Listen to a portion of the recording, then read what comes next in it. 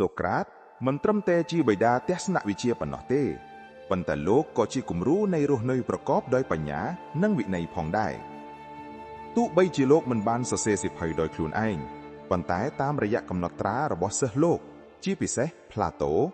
ថ្ងៃនេះខ្ញុំសូមដកស្រង់នៅទម្លាប់ល្អៗទាំង10ចំណុចរបស់លោកមកបង្ហាញ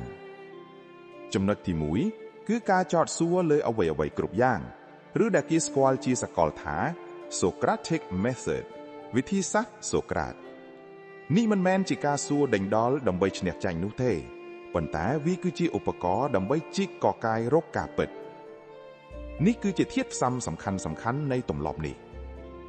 ធាតុផ្សំទី1ការមិនព្រមទទួលយកការសន្មត់មនុស្សភាគច្រើនរស់នៅតាមការប្រាប់តគ្នាឬតាមទម្លាប់សង្គមដោយមិនដែលសួរថាហេតុអ្វីសូក្រាតតែងតែសួរទៅលើរឿងដែលគេគិតថាជារឿងធម្មតាដូចជាតើអ្វីទៅជាយុត្តិធម៌ពិតប្រាកដតើអ្វីទៅជាភាពក្លាហានតើអ្វីដែលយើងកំពុងធ្វើនេះពិតជាល្អមែនឬធាតុផ្សំទី2របៀបប្រើសំណួរដើម្បីសម្រួចបញ្ញាជំនួសឲ្យការប្រាប់ចម្លើយទៅកាន់អ្នកដទៃសូក្រាតប្រើសំណួរដើម្បីឲ្យដៃគូសន្ទនាមើលឃើញកំហុសដោយខ្លួនឯងដំណើរការនេះមាន3ជំហានជំហានទី1សួររកនិយមន័យតើអ្នកយល់ថាសេចក្តីល្អគឺជាអ្វីជំហានទី2រកចំណុចទាស់បង្ហាញពីចម្លក់ប្រហោងនៃចម្លើយនោះតាមរយៈសំណួរបន្តបន្ទាប់ជំហានទី3ស្វែងរកការពិតថ្មីជំរុញឲ្យគិតឡើងវិញនៅអ្វីដែលធ្លាប់តែជឿជាក់ថាត្រូវគំនិតសម្រាប់យកទៅអនុវត្តនៅពេលអ្នកជួបបញ្ហាឬព័ត៌មានណាមួយកុំទាន់ជឿភ្លាមសាកល្បងសួរខ្លួនឯងថាតើផុសតាងនៅឯណាឬចុះបើវាមិនមែនដូច្នោះវិញការធ្វើបែបនេះនឹងជួយឲ្យអ្នកមិនងាយចាញ់បោកគេនិងមានការសម្រេចចិត្តដែលច្បាស់លាស់ជាងមុនចំណុចទី2គឺការទទួលស្គាល់ភាពល្ងង់ខ្លៅរបស់ខ្លួននេះគឺជាចំណុចដែលធ្វើឲ្យសូក្រាតខុសប្លែកពីអ្នកប្រាជ្ញដទៃទៀតក្នុងសម័យនោះហើយវាក៏ជាចំណុចចាប់ផ្ដើមនៃបញ្ញាពិតប្រាកដផងដែរមានរឿងរ៉ាវដ៏ល្បីមួយទាក់ទងនឹងចំណុចនេះនៅពេលដែលគេសួរមិត្តភក្តិរបស់សូក្រាតនៅអាស្រម Delphi ថាតើមាននរណាម្នាក់ចេះដឹងជាងសូក្រាតដែរឬទេចម្លើយដែលទទួលបានគឺគ្មាននរណាម្នាក់ចេះដឹងជាងសូក្រាតឡើយនៅពេលឮបែបនេះសូក្រាតមានការភ្ញាក់ផ្អើលយ៉ាងខ្លាំងព្រោះលោកតែងតែគិតថាខ្លួនឯងមិនសូវដឹងអ្វីសោះ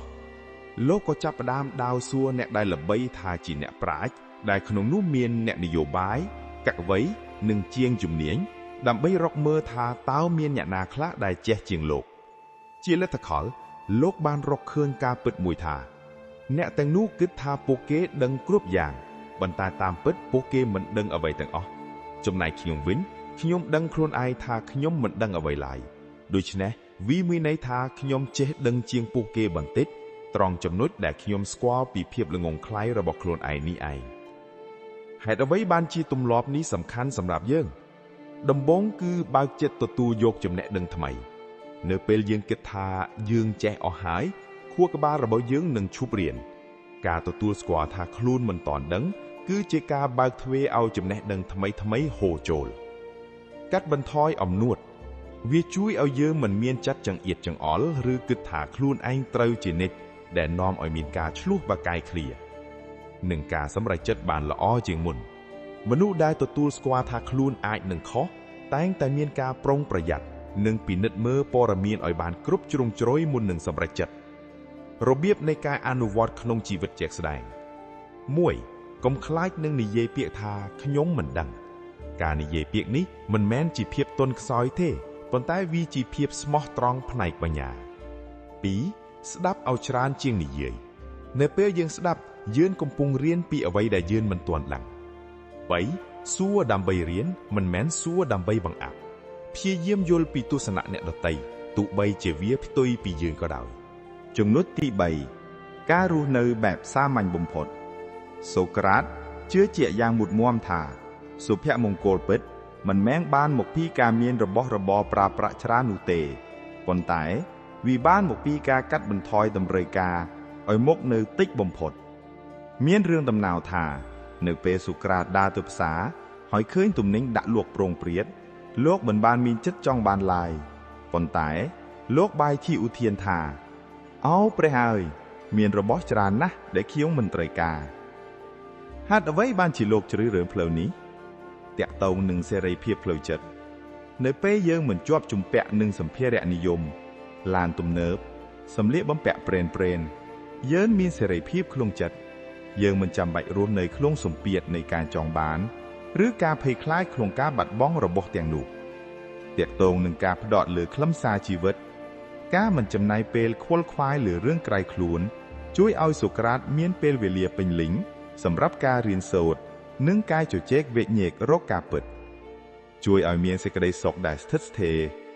លោកយល់ថាសេចក្តីសុខដែលផ្អែកលើសម្ភារៈគឺជារឿងបណ្ដោះអាសន្នប៉ុន្តែសេចក្តីសុខដែលផ្អែកលើគុណធម៌គឺជាសេចក្តីសុខដែលគ្មាននរណាដណ្ដើមយកបានរបៀបដែលយើងអាចអនុវត្តបានក្នុងសម័យបច្ចុប្បន្ន 1. ការរស់នៅសាមញ្ញសាកល្បងកាត់បន្ថយការទិញរបស់ដែលមិនចាំបាច់ឬរបស់ដែលយើងគ្រាន់តែទិញតាមគេតាមឯង 2. ផ្ដល់តម្លៃលើបទពិសោធន៍ជាជាងរបស់របរចំណាយពេលអានសៀវភៅជជែកពិភាក្សាឬនៅជាមួយមនុស្សជាទីស្រឡាញ់ឲ្យច្រើនជាងការដើរផ្សារទិញទំនិញ 3. សួរខ្លួនឯងមុននឹងទិញតើរបស់នេះពិតជាធ្វើឲ្យជីវិតខ្ញុំប្រសើរឡើងឬគ្រាន់តែចង់បង្អួតគេសូក្រាតបានបង្រៀនយើងថាអ្នកដែលមានសេចក្តីសុខបំផុតគឺអ្នកដែលស្កប់ស្គាល់នឹងអ្វីដែលមានតិចតួចបំផុតព្រោះភាពស្កប់ស្គាល់គឺជាទ្រព្យសម្បត្តិពីធម្មជាតិចំណុចទី4ការស្វែងរកចំណេះដឹងតាមរយៈការសន្ទនាសូក្រាតមិនមែនជាប្រភេទអ្នកប្រាជ្ញដែលចូលចិត្តសំងំនៅក្នុងបន្ទប់ម្នាក់ឯងដើម្បីសរសេរសៀវភៅនោះទេផ្ទុយទៅវិញទម្លាប់របស់លោកគឺការដើរចូលទៅហ្វុងមនុស្សលោកតែងតែចំណាយពេលនៅទីសាធារណៈដើម្បីជជែកពិភាក្សាជាមួយមនុស្សគ្រប់ស្រទាប់វណ្ណៈចាប់ពីអ្នកនយោបាយរហូតដល់ជាងដេស្បែកជើងហេតុអ្វីបានជាលោកចូលចិត្តការសន្ទនាជាងការអានឬសរសេរទី1អាចធ្វើឲ្យកើនបញ្ញាសម្រាប់សូក្រាតការសន្ទនាប្រៀបដូចជាការហាត់ប្រាណខួរក្បាលនៅពេលយើងនិយាយជាមួយអ្នកដទៃយើងត្រូវបានបង្ខំឲ្យរៀបចំគំនិតឲ្យមានរបៀបរៀបរយនិងច្បាស់លាស់ទី2ការឆ្លុះបញ្ចាំងការអានសៀវភៅគឺជាការទទួលព័ត៌មានតែម្ខាងប៉ុន្តែការសន្ទនាអនុញ្ញាតឲ្យមានការចោទសួរភ្លាមៗនិងការកែតម្រូវនៅការយល់ខុសទី3ការស្វែងរកសច្ចធម៌រួមគ្នាលោកជឿថាការពិតមិនមែនជារបស់បុគ្គលណាម្នាក់ឡើយប៉ុន្តែវាគឺជាអ្វីដែលមនុស្សពីរនាក់អាចរកឃើញរួមគ្នាតាមរយៈការវែកញែករកហេតុផលរបៀបដែលសូក្រាតសន្ទនាដែលយើងគួររៀនតាមគឺ 1. ស្ដាប់ដោយយកចិត្តទុកដាក់លោកមិនមែនចាំតែស្តាក់និយាយកាត់គេនោះទេលោកស្ដាប់ដើម្បីយល់ពីមូលដ្ឋានគ្រឹះនៃគំនិតរបស់អ្នកដទៃ 2. ប្រើសំណួរបើកលោកមិនដែលប្រើពាក្យបញ្ជាឬបង្ខំឲ្យគេជឿលោកឡើយលោកប្រើសំណួរដើម្បីឲ្យដៃគូសន្ទនាគិតដោយខ្លួនឯង 3. មិនប្រកាន់ខ្លួនទោះបីជាការសន្ទនានោះមានភាពតានតឹងក៏លោកមិនដែលខឹងសម្បារឡើយព្រោះគោលដៅគឺចំណេះដឹងមិនមែនដើម្បីឈ្នះនោះទេមេរៀនសម្រាប់អនុវត្តក្នុងសម័យបច្ចុប្បន្នយើងច្រើនតែនិយាយគ្នាដើម្បីបង្អួតឬជជែកកម្សាន្តឥតប្រយោជន៍សាកល្បងបដូរមកជាការសន្ទនាដែលមានខ្លឹមសារវិនសាកសួរមិត្តភក្តិឬសហការីពីទស្សនៈរបស់ពួកគេលើរឿងសំខាន់ៗក្នុងជីវិតនោះញ៉ាក់នឹងប្រាទទួលចំណេះដឹងច្រើនជាងការអានសៀវភៅរាប់រយក្បាល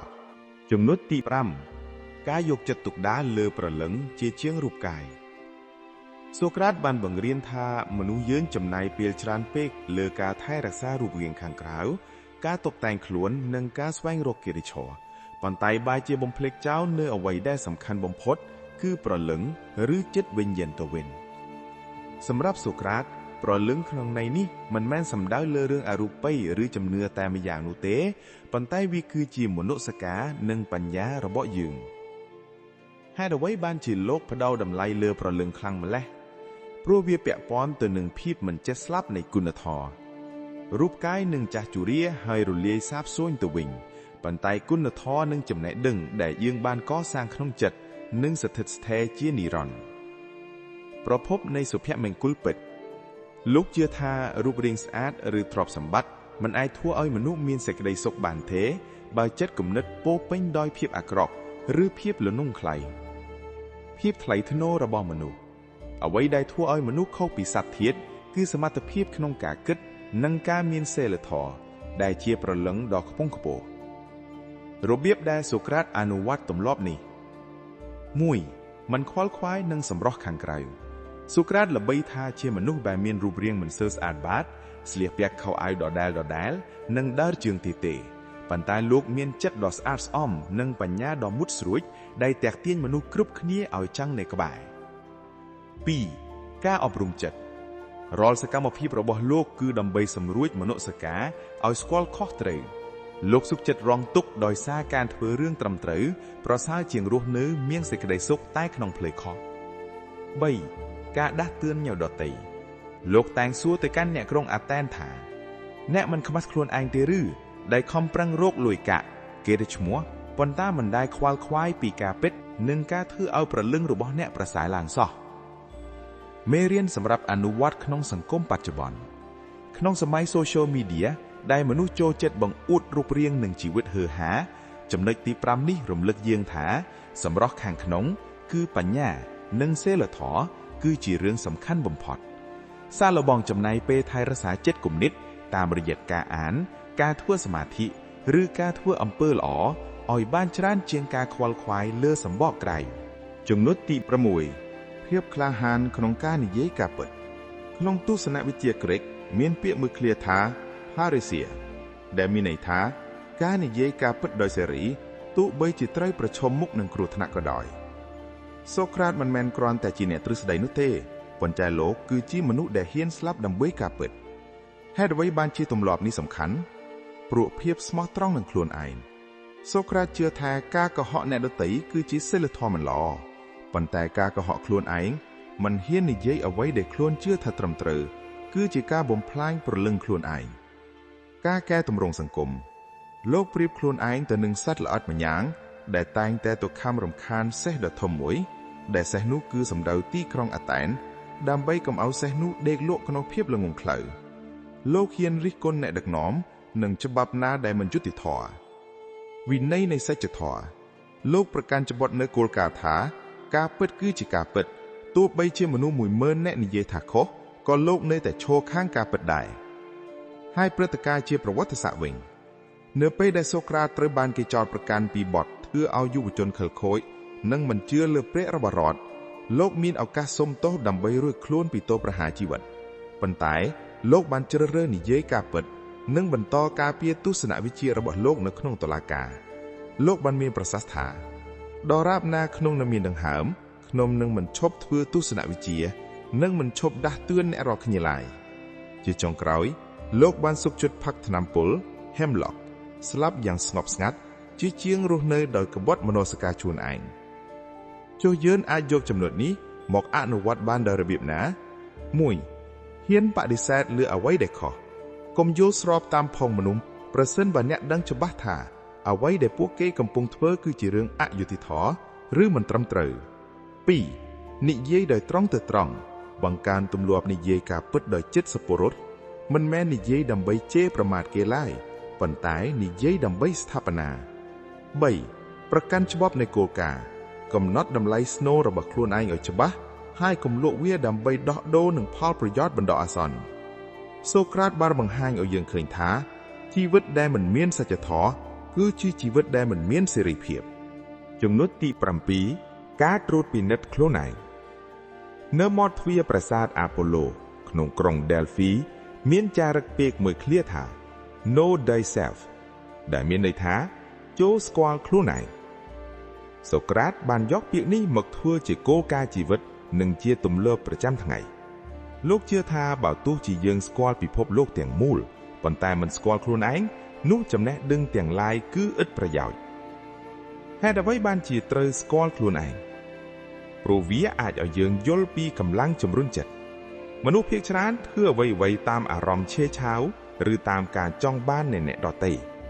ការត្រួតពិនិត្យខ្លួនឯងជួយឲ្យយើងដឹងថាហេតុអ្វីបានជាយើងធ្វើបែបនេះឬតើនេះជាអ្វីដែលយើងពិតជាចង់បានមែនឬការកែតម្រូវចរិតលក្ខណៈយើងមិនអាចកែប្រែចំណុចខ្វះខាតបានទេប្រសិនបើយើងមិនព្រមទទួលស្គាល់ថាវាមានវត្តមាននៅក្នុងខ្លួនយើងជីវិតដែលមានន័យសូក្រាតបានពោលពាក្យដ៏មុតស្រួចមួយថា The unexamined life is not worth living ជីវិតដែលមិនបានពិចារណាឬត្រួតពិនិត្យគឺជាជីវិតដែលមិនមានតម្លៃនឹងរស់នៅឡើយ របៀបដែលសូក្រាតអនុវត្តការស្គាល់ខ្លួនឯង 1. ការសញ្ជឹងគិតលោកតែងតែចំណាយពេលនៅម្នាក់ឯងដើម្បីពិចារណាលើសកម្មភាពនិងគំនិតរបស់លោកមានពេលខ្លះលោកឈរស្ងៀមមួយកន្លែងរាប់ម៉ោងដើម្បីត្រេះរិះលើគំនិតណាមួយ 2. ការវិនិច្ឆ័យគុណធម៌ខ្លួនឯងលោកសួរខ្លួនឯងថាតើថ្ងៃនេះខ្ញុំបានធ្វើអ្វីដែលយុត្តិធម៌ដែរឬទេឬតើខ្ញុំបានបណ្ដោយឲ្យភាពភ័យខ្លាចគ្រប់គ្រងលើភាពត្រឹមត្រូវដែរឬទេ 3. ការបន្ថាបខ្លួនការស្គាល់ខ្លួនឯងរួមបញ្ចូលទាំងការដឹងពីដែនកំណត់នៃចំណេះដឹងរបស់ខ្លួនដូចក្នុងចំណុចទី 2 របៀបដែលយើងអាចអនុវត្តបាន 1. សរសេរកំណត់ហេតុផលចំណាយពេល5 ទៅ 10 នាទីមុនចូលគេងដើម្បីសួរខ្លួនឯងនៅសំណួរសំខាន់ៗអំពីសកម្មភាពប្រចាំថ្ងៃសួររកហេតុផលនៃអារម្មណ៍នៅពេលដែលខឹងឬសប្បាយចិត្តខ្លាំងសាកសួរខ្លួនឯងថាតើអ្វីជាមូលហេតុពិតប្រាកដដែលធ្វើឲ្យខ្ញុំមានអារម្មណ៍បែបនេះ 2. ស្វែងរក feedback សួរមនុស្សដែលនៅជុំវិញខ្លួនដែលចិត្តចំហាថាតើខ្ញុំមានចំណុចណាដែលគួរកែប្រែព្រោះជួនកាលអ្នកដទៃអាចមើលឃើញយើងច្បាស់ជាងយើងមើលឃើញខ្លួនឯងការស្គាល់ខ្លួនឯងគឺជាការដោះលែងខ្លួនឯងឲ្យមានសេរីភាពពីការយល់ច្រឡំចំណុចទី 8 ការប្រើប្រាស់ហេតុផលជាធំសម្រាប់សូក្រាតហេតុផលគឺជាត្រីវិស័យតែមួយគត់ដែលដឹកនាំជីវិតលោកមិនដែលបណ្ដោយឲ្យអារម្មណ៍ឈ្នានីសភាពភ័យខ្លាចឬជំនឿដែលគ្មានមូលដ្ឋានមកបង្កប់ឥទ្ធិពលលើការសម្រេចចិត្តរបស់លោកឡើយសូក្រាតជឿថាមនុស្សគ្រប់រូបមានសមត្ថភាពក្នុងការគិតប៉ុន្តែមនុស្សភាគច្រើនបែរជារស់នៅតាមសភាវកិច្ចឬអារម្មណ៍ទៅវិញលោកបង្រៀនថាមុននឹងយើងធ្វើអ្វីមួយឬជឿអ្វីមួយយើងត្រូវយកវាមកឆ្លងកាត់ម៉ាស៊ីនចម្រាញ់នៃហេតុផលជាមុនសិនហេតុអ្វីបានជាលោកផ្ដល់តម្លៃលើហេតុផលប្រយោជន៍នៃការការពារកំហុសឆ្គងអារម្មណ៍អាចនឹងកុហកយើងដូចជាការខឹងខ្លាំងធ្វើឲ្យយើងធ្វើរឿងខុសប៉ុន្តែហេតុផលដែលត្រឹមត្រូវនឹងបង្ហាញផ្លូវដែលយុត្តិធម៌ជានិច្ចជួយឲ្យមានភាពម្ចាស់ការលើខ្លួនឯងអ្នកដែលរស់នៅតាមហេតុផលគឺជាអ្នកដែលគ្រប់គ្រងជោគវាសនាខ្លួនឯងចំណែកអ្នកដែលរស់នៅតាមអារម្មណ៍គឺជាទាសកានៃកាលៈទេសៈការស្វែងរកគុណធម៌លោកយល់ថាគ្មាននរណាម្នាក់ធ្វើអាក្រក់ដោយចេតនានោះទេប៉ុន្តែពួកគេធ្វើអាក្រក់ដោយសារតែពួកគេខ្វះហេតុផលនិងចំណេះដឹងចុះបើគេដឹងថាអ្វីជាសេចក្តីល្អពិតប្រាកដគេប្រកាសជាមិនធ្វើអាក្រក់ឡើយរបៀបដែលសូក្រាតអនុវត្តទម្លាប់នេះ 1. ការវិភាគដោយ logic រាល់ពេលជជែកគ្នាលោកតែងតែពិនិត្យមើលថាតើការយល់ឃើញនោះវាសមហេតុផលឬទេតើវាមានចំណុចផ្ទុយគ្នាដែរឬទេ 2. មិនរុញរាននឹងមតិភាគច្រើនបើមតិភាគច្រើនយល់ថា A ត្រឹមត្រូវប៉ុន្តែហេតុផលបង្ហាញថា B ទើបជាការពិតសូក្រាតនឹងឈរខាង B សូម្បីតែពេលស្លាប់នៅពេលមិត្តភក្តិរបស់លោកលួចទៅសោកប៉ាន់ញាក់យាមគុកដើម្បីឲ្យលោកជម្លៀសខ្លួនចេញសូក្រាតបានបដិសេធលោកបានអង្គុយវែកញែករកហេតុផលជាមួយមិត្តភក្តិថាតើការរត់គេចពីច្បាប់របស់រដ្ឋជារឿងសមហេតុផលនិងយុត្តិធម៌ដែរឬទេលោកឃើញថាវាមិនសមហេតុផលដូច្នេះលោកសុខចិត្តនៅក្នុងគុកបន្តរបៀបដែលយើងអាចអនុវត្តបានក្នុងជីវិតទី 1 ឈប់ផ្អាកមុននឹងប្រតិកម្មនៅពេលមានរឿងធ្វើឲ្យខឹងឬភ័យសាកសួរខ្លួនឯងថាតើការធ្វើបែបនេះវាចំណេញអ្វីតើវាសមហេតុផលដែរឬទេទី 2 កុំជឿតាមភូមិមនុស្សកុំធ្វើអ្វីមួយគ្រាន់តែដោយសារតែគេធ្វើគ្រប់គ្នាចូលស្វែងរកមូលហេតុពិតប្រាកដនៃពីក្រោយសកម្មភាពនោះទី 3 វឹកហាត់ការគិតបែបវិភាគរៀនបំបែកបញ្ហាធំៗឲ្យទៅជាចំណែកតូចៗហើយពិនិត្យមើលទំនាក់ទំនងហេតុនិងផលរបស់វាចំណុចទី 9 ភាពអត់ធ្មត់និងការគ្រប់គ្រងអារម្មណ៍សូក្រាតត្រូវបានគេចាត់ទុកថាជាមនុស្សដែលមានចិត្តដូចដៃថែបទោះបីជាលោកជួបប្រទះនឹងការជាប្រមាថការយល់ច្រឡំឬសូម្បីតែជីវភាពខ្វះខាតក៏លោកនៅតែរក្សាបាននូវភាពស្ងប់ស្ងាត់និងសន្តិភាពក្នុងចិត្តជានិច្ចរឿងរ៉ាវនៃភាពអត់ធ្មត់របស់សូក្រាតការដោះស្រាយជាមួយការប្រមាថមានពេលមួយបុរសម្នាក់បានទាត់សូក្រាតនៅទីសាធារណៈមិត្តភក្តិរបស់លោកខឹងយ៉ាងខ្លាំងហើយសួរថាហេតុអ្វីលោកមិនតបតសូក្រាតបានឆ្លើយយ៉ាងខ្លីថាប្រសិនបើសត្វលាធាក់ខ្ញុំតើអ្នកចង់ឲ្យខ្ញុំទៅប្តឹងសត្វលានោះវិញឬលោកយល់ថាមនុស្សដែលប្រើហិង្សាឬពីសម្ដីអាក្រក់គឺជាមនុស្សដែលអត់ដឹងខុសត្រូវដូច្នេះគ្មានហេតុផលអ្វីដែលត្រូវយកចិត្តទុកដាក់ឡើយការគ្រប់គ្រងជីវិតគ្រួសារ ភរិយារបស់លោកឈ្មោះ Xanthippe ត្រូវបានគេដឹងថាជាមនុស្សដែលមានចរិតឆេវឆាវនិងពូកែរអ៊ូរទាំ សូក្រាតធ្លាប់និយាយថាការរស់នៅជាមួយភរិយាដែលពូកែខឹងប្រៀបដូចជាការហាត់ជិះសេះដែលពិបាកបង្ក្រាបបំផុតបើលោកអាចអត់ធ្មត់ជាមួយភរិយាបានលោកក៏អាចអត់ធ្មត់ជាមួយមនុស្សគ្រប់គ្នានៅក្នុងលោកបានដែរហេតុអ្វីបានជាទម្លាប់នេះសំខាន់ព្រោះអាចរក្សាបញ្ញាឲ្យនៅភ្លឺស្វាងនៅពេលអារម្មណ៍ខឹងស្អប់ភ័យឡើងខ្ពស់បញ្ញានឹងចុះទាបការគ្រប់គ្រងអារម្មណ៍ជួយឲ្យយើងមានសមត្ថភាពគិតពិចារណាបានច្បាស់លាស់ក្នុងគ្រប់ស្ថានភាពសេរីភាពពិតប្រាកដសូក្រាតជឿថាមនុស្សដែលមិនអាចគ្រប់គ្រងអារម្មណ៍ខ្លួនឯងបានគឺជាទាសានៃចិត្តខ្លួនឯងការឈ្នះខ្លួនឯងគឺជាជ័យជំនះដ៏អស្ចារ្យបំផុតរបៀបដែលយើងអាចអនុវត្តបានគឺ 1. កុំយកពាក្យសម្ដីអ្នកដទៃមកដាក់ក្នុងខ្លួនរៀនបែងចែករវាងអ្វីដែលយើងគ្រប់គ្រងបានគឺចិត្តយើងនិងអ្វីដែលយើងគ្រប់គ្រងមិនបានគឺសម្ដីអ្នកដទៃ 3. ប្រើភាពស្ងប់ស្ងាត់ដើម្បីឈ្នះកំហឹងនៅពេលនរណាម្នាក់ព្យាយាមធ្វើឲ្យអ្នកខឹងចូលចាំថាប្រសិនបើអ្នកខឹងតបនោះអ្នកបានចាញ់ល្បិចគេហើយ 4. វឹកហាត់ភាពធន់រៀនទទួលយកការលំបាកឬការរិះគន់នៅក្នុងនាមជាគ្រូបង្រៀនដើម្បីពង្រឹងស្មារតីឲ្យកាន់តែរឹងមាំចំណុចទី 10 ការបង្រៀនដោយមិនគិតកម្រៃក្នុងសម័យកាលនោះមានក្រុមគ្រូបង្រៀនមួយក្រុមដែលគេហៅថា Sophist ដែលបង្រៀនសិល្បៈនៃការនិយាយបញ្ចុះបញ្ចូលនិងចំណេះដឹងផ្សេងៗដើម្បីដោះដូរនិងប្រាក់កម្រៃខ្ពស់ប៉ុន្តែសូក្រាតបានជ្រើសរើសផ្លូវផ្ទុយស្រឡះលោកមិនដែលបើកសាលាមិនដែលយកប្រាក់កម្រៃនិងមិនដែលចាត់ទុកខ្លួនឯងថាជាគ្រូឡើយហេតុអ្វីបានជាលោកមិនយកប្រាក់កម្រៃតាក់ទងនឹងសេរីភាពនៃសច្ចធម៌លោកជឿថាបើលោកយកប្រាក់ពីនរណាម្នាក់លោកនឹងក្លាយជាទាសកររបស់អ្នកនោះលោកនឹងត្រូវបង្ខំចិត្តនិយាយអ្វីដែលគេចង់ឮដើម្បីផ្គាប់ចិត្តគេការបង្រៀនដោយមិនគិតថ្លៃធ្វើឲ្យលោកមានសេរីភាពពេញលេញក្នុងការនិយាយការពិតគាត់គិតថាចំណេះដឹងជារបស់រួមសម្រាប់សូក្រាតចំណេះដឹងនិងគុណធម៌គឺជាអ្វីដែលមនុស្សគ្រប់គ្នាគួរទទួលបានស្មើៗគ្នាមិនមែនសម្រាប់តែអ្នកមានប្រាក់បង់ថ្លៃសាលានោះទេ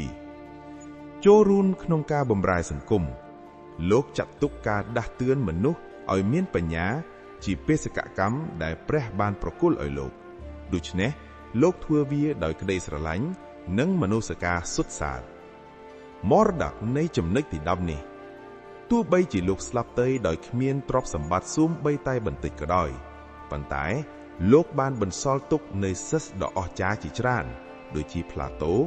ដែលបានបន្តពង្រីកចំណេះដឹងរបស់លោកឲ្យរន្ទឺពេញពិភពលោករហូតមកដល់សព្វថ្ងៃ